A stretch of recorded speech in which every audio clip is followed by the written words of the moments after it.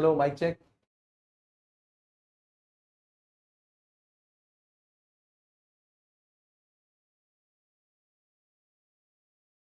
Am I audible?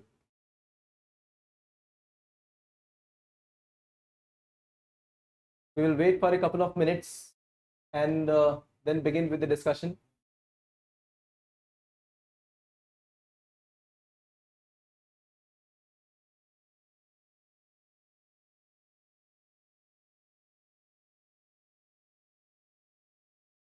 Hi Sam, good to see you.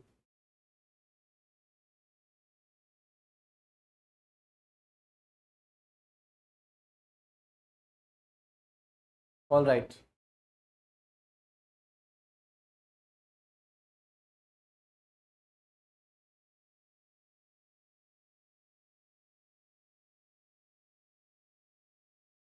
All right. Now this is 5:35 and we will begin the live Gazette discussion for 22nd September 2021. Now we are talking about Edukemy's Gazette, your daily guide to UPSC current affairs. Now, the hot selling articles in the market today are, first one, the facial recognition technology which is being used by Delhi police to identify the culprits. The second one is the Evergrande financial crisis in China and how is it going to possibly impact India. The third one is an update on geographical indication tags, specifically from the state of Manipur. This day in history dedicated to World Rhino Day. Featured news which is on a very important topic, ethical topic, artificial intelligence and human rights. Now this featured news will be transmitted live to you at 6:30 today evening. This is a very important topic considering United Nations taking a call on having a moratorium on all the artificial intelligence technology which impact human rights. So we will discuss various dimensions of this technology. How is it aiding humans? How is it going over and above the human right concept? And what are the way out at 6:30 p.m. Continuing image of the day on Notre Dame Cathedral from Paris in France. Terms and concepts. The four terms and concepts that we discussed today are first one, exercise Surya Kiran. This is very different from the acrobatic teams of the Indian Air Force. Adaptive refresh rate in use. The third one is Nag and Helena. This term important. And then Jaivik Kheti. This is the fourth term that we discussed today. After that, the editorials. The three editorials that we discussed today are first one about the police reforms, 2006 police reforms, and this has been 15 years since that particular judgment at Supreme Court. So this is where the editorial talks about what the judgment was and what is the situation at present. The second one is about conducting the census, the decadal census which has been delayed because of corona pandemic. The third one is about WTO and the agreement on agriculture and India's take on the same. The case study of the day is from an Indian Forest Service officer from Rajasthan cadre. So let's start the discussion. Meanwhile, whenever you have doubts, you can post the doubts on the group here itself, on the chat, and I will be able to see them. I'll respond to them in this video itself. Okay. So the first snapshot is about facial recognition technology. Now this technology is aided by artificial intelligence. What is it about? When a person's photograph is clicked, a person is represented through the facial features. Important facial features could be their eyes, nose, and the chin, and of course these ears, because there are some facial features which possibly do not change with time. This data is used by intelligence agencies when they try to analyze the person through their picture and the person standing in front of them. This technology now has been automated to reduce the kind of errors, human errors. So important facial mapping because of seeing of the facial features is done by the important gadgets, and they are mapped according to what is already present in the database to analyze if the person has committed some crime previously or not, or to match if that person is criminal or not. This has been now used by Delhi police, facial recognition system, important reform, but one important issue with this technology right now is that this is very basic because the police does not have a huge database to check the images with.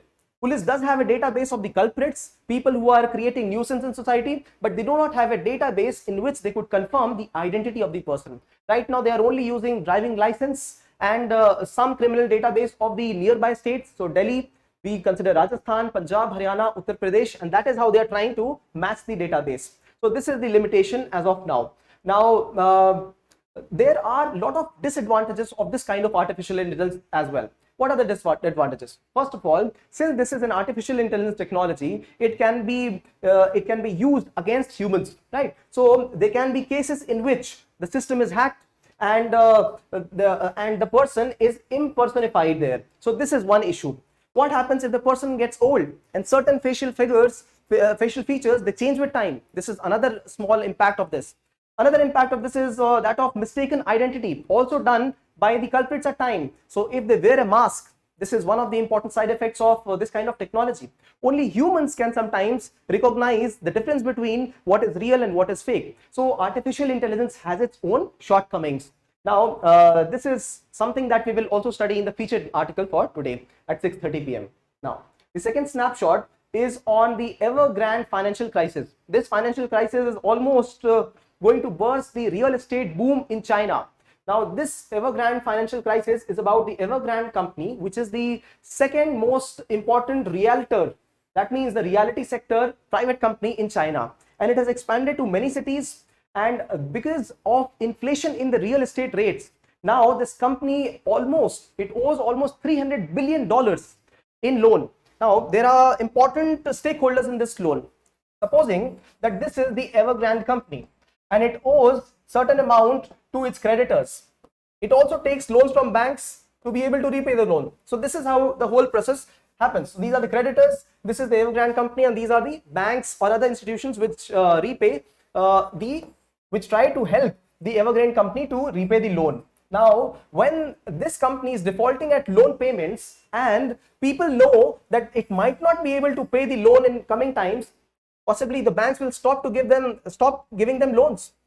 And in this case, this company will fall apart. Not only this company, possibly the whole real estate bubble in China could fall apart. And this is said to be one of the crises looming China. Not only China, this crisis will have its global ramifications.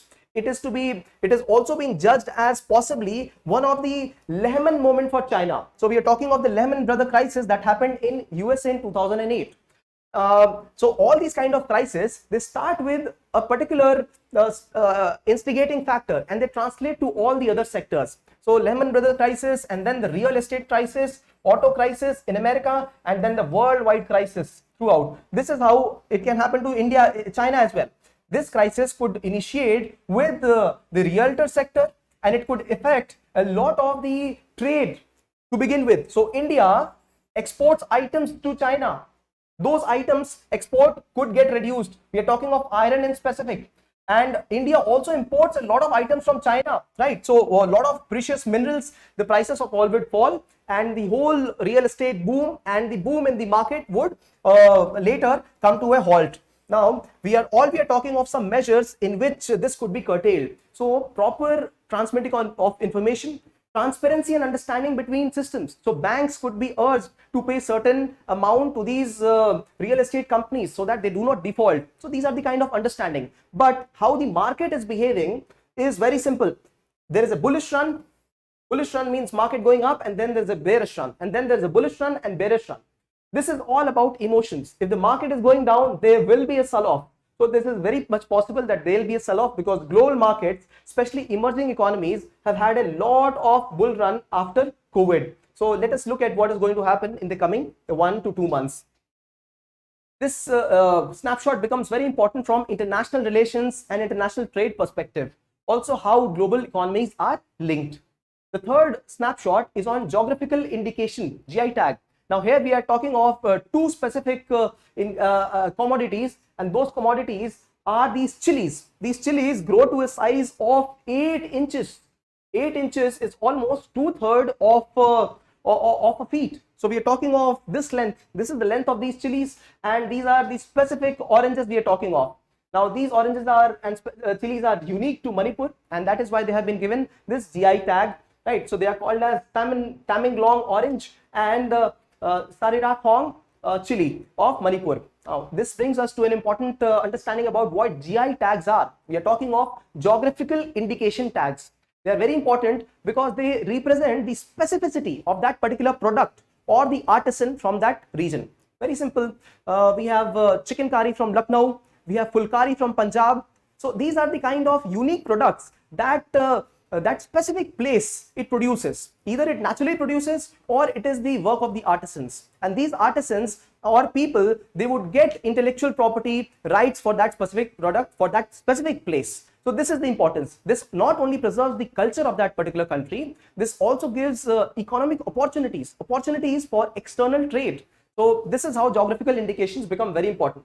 There is a huge list of geographical indicators and of various regions, and they are added month by month. There are many of them. We have also presented the whole list of some of the updated products here.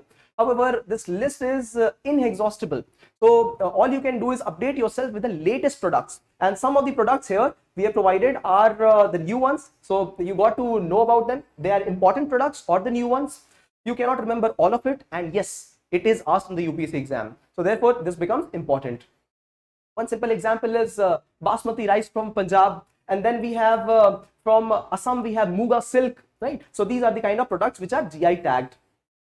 World Rhino Day, September 22 on 2010. This was the first time when Rhino Day was celebrated, and this day becomes very important because there are 5 important varieties of rhino, and in fact all these 5 varieties are either endangered or critically endangered. This is the survival level of these rhinos around the world. India has got one horn rhino in Assam, and Assam government has tried to signify this day by burning all these the horn of rhino, the one horn rhino. This rhino horn, this was collected because it was illegally poached by the poachers earlier. Government collected it, and although it is of very high value in the illegal market, however, it was collected by the government, and government is burning all of them. It wants to show that there is no value of those products which are illegally contained and poached from the animals. However, it has got huge value in terms of medicine, in terms of the ivory products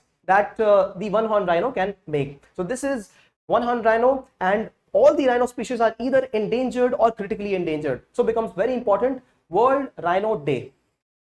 All right. Featured news on artificial intelligence and human rights. This we will discuss in the feature section, that is at 6:30 live today itself. All the various perspectives to artificial intelligence, how it impacts human, and how such impacts can be, the bad impacts can be minimized. Image of the day. The year 2016-17, the Notre Dame Cathedral to my left, it collapsed because of a fire. The whole roof collapsed, and this cathedral assumes significance because it is a cathedral of Gothic type of the medieval times. So we are talking of the times when there were crusades, holy wars. And in fact, this cathedral, its foundation stone was laid in the year 1163. So we are talking of 12th century, of the times of crusade wars. So Gothic primarily means these tall structures and with the small places for ventilation. So there are some specific features of Gothic structures, and this was one of the Basilica Cathedral, Paris, France, and this has not been repaired, and it will soon open for the people. All right, terms and concept.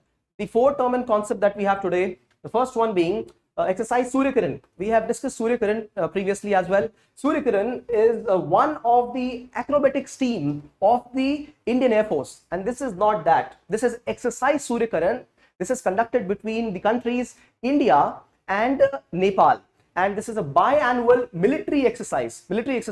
Largely because India and Nepal are not involved in countering war, so largely they are these days used for humanitarian assistance and disaster relief. So these are the kind of words that you should be using in paper 3 while you write answers. HADR, humanitarian assistance and disaster relief, right? So the term Surya Kiran. Moving ahead to adaptive refresh rate. What is this? This relates to technology. Yes, Sam, I will be updating a video on how to prepare notes on current affairs very soon.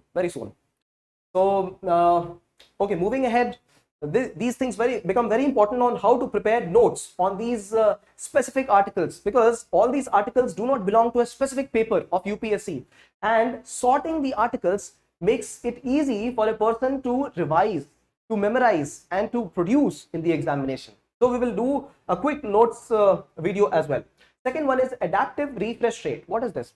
This relates to the technology of telephones and gadgets.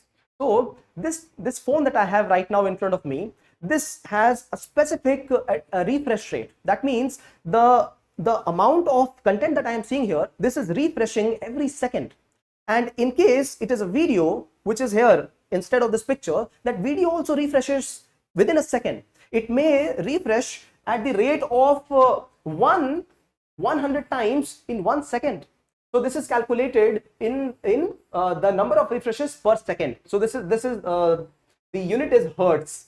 This is calculated like this. So in case a still image is produced, it does not need to have a lot of adaptive refresh rate. However, if you are playing video games, if you are watching a picture, a movie, then the adaptive refresh rate of that particular gadget must be high. So the adaptive refresh rate is from the range of 10 to 120 gigahertz.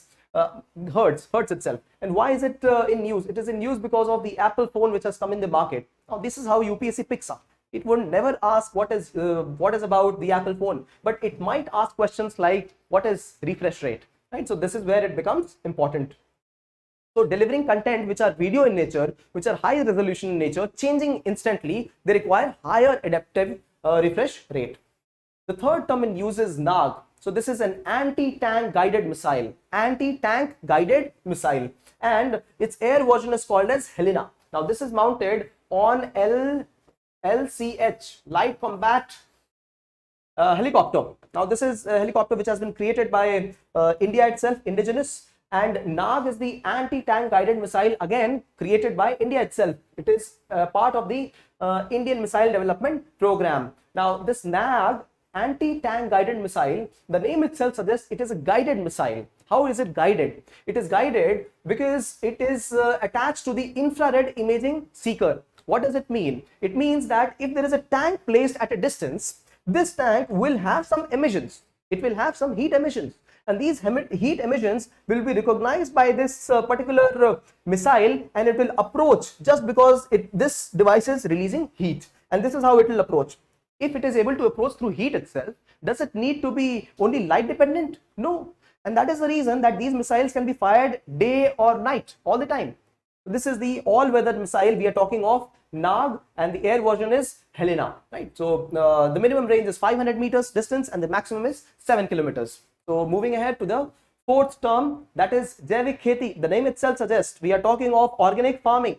Now this is a portal which has been released, and this portal belongs to the initiative of Ministry of Agriculture and MSTC, Metal Scrap Trading Corporation. What have they done? This portal will help the farmers to conduct e-commerce business and to be able to have a place where there is knowledge available to participate in e-commerce. So we are talking about organic farming. So knowledge about organic farming and to be able to sell their products online. This initiative is very good, and this is the one through which these farmers can realize the price, can understand if this is the best time to sell their organic product or not. So a very quick and small term, Jaivik Kheti. All right, interesting editorials for today. The first editorial is talking about citizen-centric police. Now, this is about police reforms, and a question is impending here. So, this reform is been initiated in the year 2006. So, we are talking of the Prakash Singh versus Union of India case, on which Supreme Court announced the judgment in the year 2006. And the auspicious date was September 22nd itself, that is today, and that is why the article has been written today. This the person Prakash Singh was an IPS officer, and he also served at DG, highest rank in certain states, Uttar Pradesh and other states. And this article has been written by ex-DG of one of the police organizations, BPRD, Bureau of Police Research and Development. Now, both police officers, that means you can relate. If you want to get into administration and police service, you will be able to relate very much. Now, the article starts by saying that today could be celebrated at Police Reforms Day. However, have we actually executed these kind of reforms? Oh no, we have not executed these reforms. Supreme Court had given its directions on the distortions and aberrations that existed in the policing of India, and there were 7 important directions issued in 2006 for the state to implement. And people are not aware of these reforms. So when there is a hue and cry in society, when there is a heinous rape attempted, when there is a very murder attempted in society, or when there is a very bad kind of situation, people, yes, do rise up to the occasion, but they soon forget, they sleep and forget. And therefore people, and therefore the political parties, they play on this kind of game. They forget it, and then there is no reform executed. Now, 7 important reforms, and you should note this down. The first reform is that of Security Commission.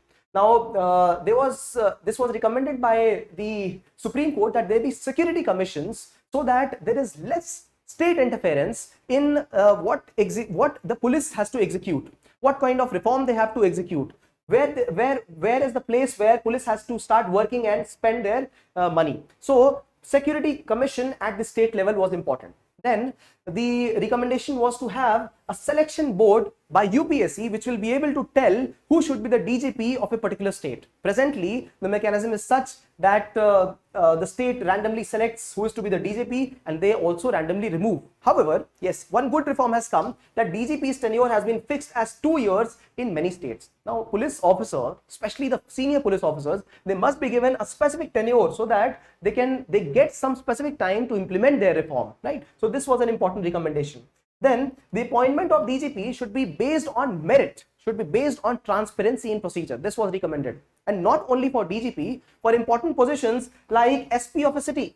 So the SP of a city and the SHO of a police station, these are 2 important positions which are in executive capacity, and therefore they must be given some merit ground on which they are posted there. They must be given some security of tenure. So these are the kind of words you will be using in examination: merit, security of tenure. So this was demanded for. However, this does not exist. Presently, these SHOs could be transferred in a matter of few months. So this is the situation in the country right now. It also spoke of an important reformation, that is that law and order should be separated from investigation. Law and order should be separated from investigation, because if the police itself, which is maintaining law and order, suppose it indulges in some specific crime, will it again be researching on its own crime?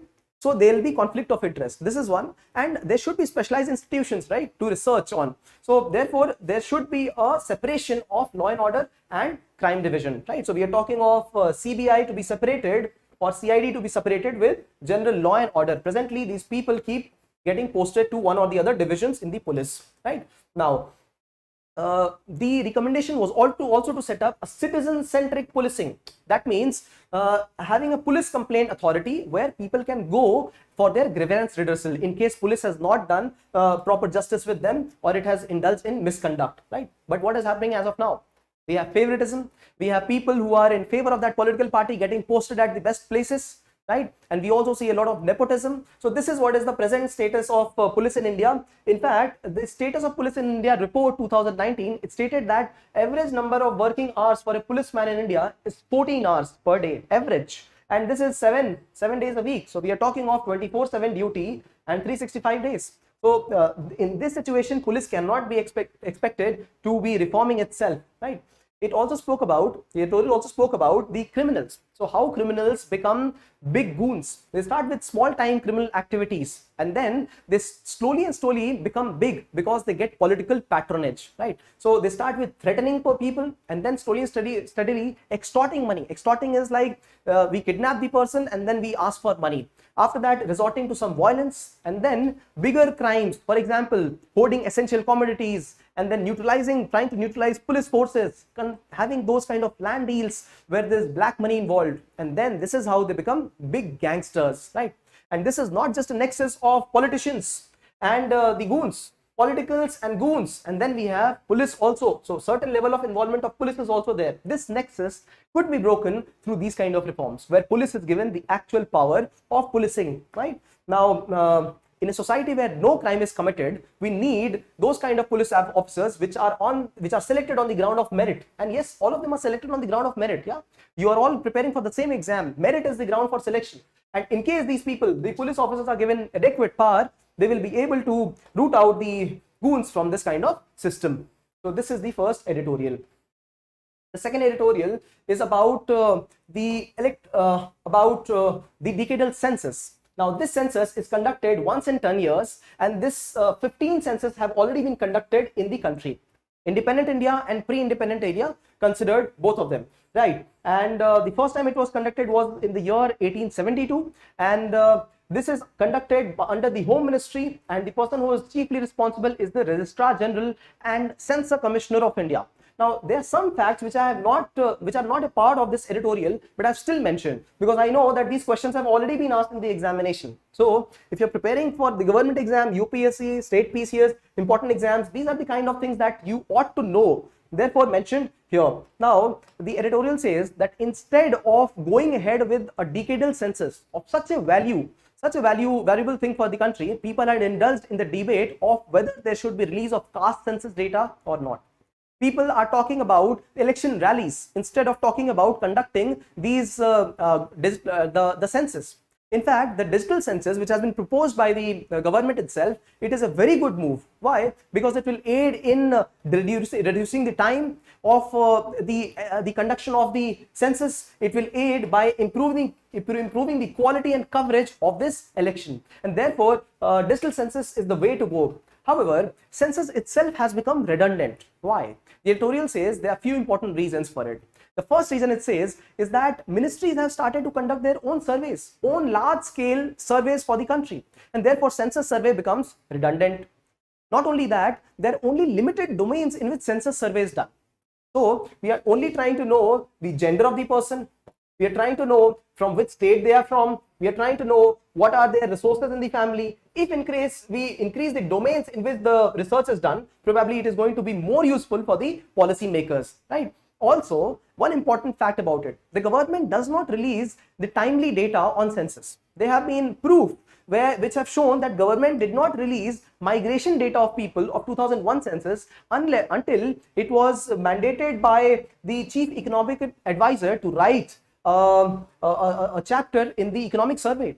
So this is the kind of games sometimes the government plays. So data release at important times is very important, so that policy is designed, so that people are aware, right? Now, it says that certain important data is purposefully missed while census is conducted. So, for example, caste data is purposefully not brought to light to people. However, this kind of data should be brought in case there is immediate requirement, so that policies can be designed in the right direction, right? Now, but it says that these kind of data should not be utilized to specifically target a particular community. For example, it has given, the editorial itself has given the example of the Muslim community, which has been blamed for the higher fertility rate in the country. Now, do you want to consider Muslim as the community which is responsible for high fertility rate? Do you want to conclude that? The editorial asks this. Or do you want to work for the main problem behind which this kind of high fertility rate exists and try to develop that community? So the important thing of policy decision should be based on the data derived from census. However, the derivation must be positive in nature. It must be progressive, right? So data like caste identity, religion identity, they are not as important. They are regressive as compared to data on the capability of person, data on the educational achievements and professional qualifications of the person. So instead of having these kind of data, religion based, caste based, community based, why not have data of a particular place? So for example, if we are talking of Chhattisgarh, we should talk of Bhilai city. How many people have got educational qualifications, graduation level? How many people are serving as technocrats? So these are the kind of statistics on which conclusions could be based, or positive affirmations should be acted upon. So this is what the editorial concludes on. The third editorial is on World Trade Organization and Agreement on Agriculture, how India is getting trapped into it. So it says India's Ministry of Commerce, he informally spoke at G33 summit. What is G33 summit? This summit is on the countries which have formed an informal organization in WTO to represent their point. So largely developing countries. So he spoke that this agreement on agriculture, this is largely biased against developing countries and specifically India, right? Biased against. How? We will see that. Now, India is running a food security program, right? So in this food security program, the government procures food items. So it procures food items at MSP, and later it sells this item to set of people. So these are targeted PDS we are talking of. So under PDS, it sells it to the poorer community, right? So the idea is first to procure the good, and after that to store it and to sell it. Now WTO says that there should not be any trade, any mechanism in which we are trying to distort the trade, international trade. So WTO is very specific about the export of agricultural commodities in the agreement on agriculture. Now government provides MSP, that means these are type of input prices to the people who are farmers. So when government provides this kind of input subsidy, this is where WTO says that you cannot provide this kind of subsidy, because if you provide subsidy, this might aid a cheaper export to other nations. So this is a differential treatment you are giving to only Indian farmers, and this is not good for international trade in agriculture, right? So the rule says that one cannot provide more than 10% of the total value of the goods generated as the subsidy. This is what the WTO says. India says that we are trying to run this program to aid these poor farmers. We are trying to run this program to be able to aid the poor people who can get fed by this kind of food, fortified food. So this is only for the poor population of the country. This is what India says. The editorial goes on to say that, and this is where the editorial also talks of green box and the amber box. So green box subsidies are those which do not affect the international trade, but amber box subsidies are the ones which affect international trade negatively, and therefore it says this kind of MSP provision is affecting international trade. You should not be trading in these kind of products. India is falling in this trap, and China is also falling in this trap, right? Now the editorial says that what are we doing here giving MSP to people? When we give MSP, this is only crop specific, and this is the reason why rice, why wheat, these are the kind of crops which have gained prominence and also distorted agricultural production in the country. Instead of giving MSP, let us give the farmers some basic income, some basic pricing. So they have said that in case of this, we should get to income-based support to the farmers, a minimum income, and this will automatically get dislodged to the farmer production. Right, so it will get dislodged. This kind of support will be away from a crop-specific support, agriculture support, and WTO will not be able to then further impede India's support to the farmers. So this is how one important reform has been suggested. The article speaks of peace clause. So peace clause was suggested in the year 2013, where these countries, developing countries, will not be acted upon if they are trying to give these subsidies, agricultural subsidies, to in case of input, right? So it says that in conclusion, the editorial says that there are two important things that could be done. We should have transparency in procurement, and we should not be diverting these kind of agricultural products for export, because then we will again be against WTO. So this is an important reform suggested in the third editorial. Finishing with the last topic for today, that is the case study. Now this is an interesting case study of a foreign service officer. He was born pre-independent India, and this foreign service officer is from Rajasthan. We are seeing him, and his name is Kailash Sankhala. He was also awarded with the Padma Awards, and he passed away in the 90s. Yes, he was an Indian Forest Service officer, and earlier in pre-Indian independent times, these tigers, killing tigers, was considered a trophy for British officials, for the royal people of the royal houses. So therefore, those times were the times when the legacy was to kill tigers. There was patronage given to killing of tigers as a part of big game. And this patronage actually escalated in killing of tiger post-independence. And India, which is one of the important countries for tigers, in fact, India is one of the countries, right now India has 70% global tiger population. India has around 3,000 tigers, and this is 70% of the global population of tigers. So such an important country, but just 3,000 of tigers in numbers. This happened because of tiger poaching, killing. So we are talking of hunting of tigers. And this was the man who was giving approvals for hunting tigers until one day when he realized that this is something which is gravely against humanity. And that is the day when he said he will want to preserve and protect these animals, tigers. You will not believe, he advocated protection of tigers with the erstwhile Prime Minister Indira Gandhi. He also advocated the protection of this animal tiger with IUCN. We are talking of 1960s and 1970s. He was one important person. He also became one of the leaders for tiger conservation in 1972, and this is how he aided the preservation and conservation of this big cat. So the quote for today, is about conservation. A true conservationist is a man who knows that the world is not given by the fathers, but it is borrowed from the children. Right? So he knew that tigers are an important species, and that is why they must be preserved. This is what he did. He preserved them for his children. So we remember Kailash Sankha through his aid in tiger conservation. This is the case study of the day. Now, through this, we come to the conclusion of the Gazette discussion for today.